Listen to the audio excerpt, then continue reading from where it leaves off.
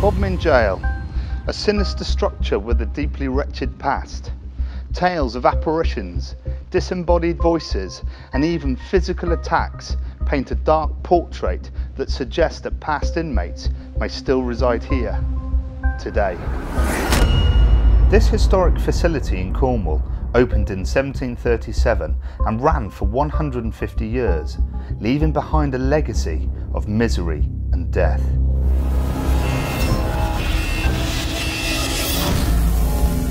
Dr. Ian Cooper, a local historian and consultant to encounters, recounts the location's dark history. I don't know about you, Jason, but I'm feeling particularly claustrophobic in here right now.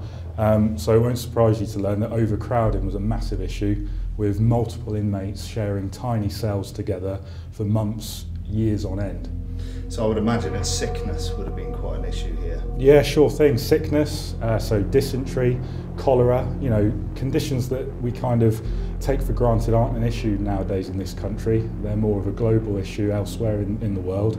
We're a real and present danger right here in Cornwall. It's an interesting point to note that a lot of inmates that were incarcerated awaiting hanging, you know, an execution, never made it. They died before they were actually punished for their crime. By 1820, 1830, things, you know, in terms of overcrowding was starting to taper off. But that's not to say that conditions were any better. Indeed, by, I guess, 1850, the jail was receiving criticism far and wide for the poor conditions that inmates were facing. A lot of people had no compassion for them, believing that they were rightly in a place where the conditions were appropriate for their crimes. Not all inmates were regarded with such disdain, however. In fact, quite the opposite for one in particular. In the 19th century, a woman named Anne Jeffreys became incarcerated at Bodmin Jail.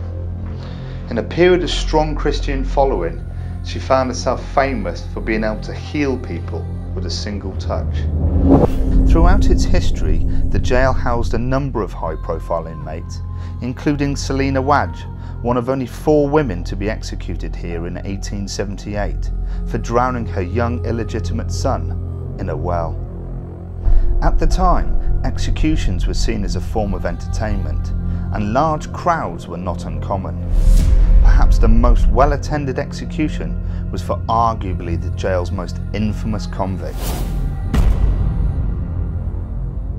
In 1844, Matthew Weeks, who was just 23 years of age, graced the hangman's stage here at Bodmin Jail for the murder of Charlotte Diamond. Her body was found at the base of Routor, her throat cut wide open from ear to ear. Some believe Matthew was innocent, framed by Thomas Prout, the rival for Charlotte's affection. Whatever truly happened that day, Weeks will always be known as the killer. Mark Ramblin, Bodmin Jail's very own paranormal expert, gives us some insight into what makes this location especially prevalent with supernatural phenomena. So the building itself, roughly 310 feet high, it's built over 20,000 tonnes of this granite containing quartz and silicas. It's an energy source in itself. It's located over the top of a ley line which runs right through the county here. So I like to think of this place as a big aerial for our kind of activity. And the energy of the people interacting with the environment, then you get a reflection based on what we call the stone tape theory. So recordings of a traumatic experience from a moment in time. Do these thick granite walls harbour the traumatised memories of those whose lives were once at the mercy of a more brutal justice system? Next on Encounters. You see things, feel things, hear and smell things, that there really is sort of no rational explanation for this side of life. I am going to be hanged. Yeah, this feels very real now. It is very real. I'm going to take my hands off your shoulders for a minute, and I'm saying again, don't try this at home.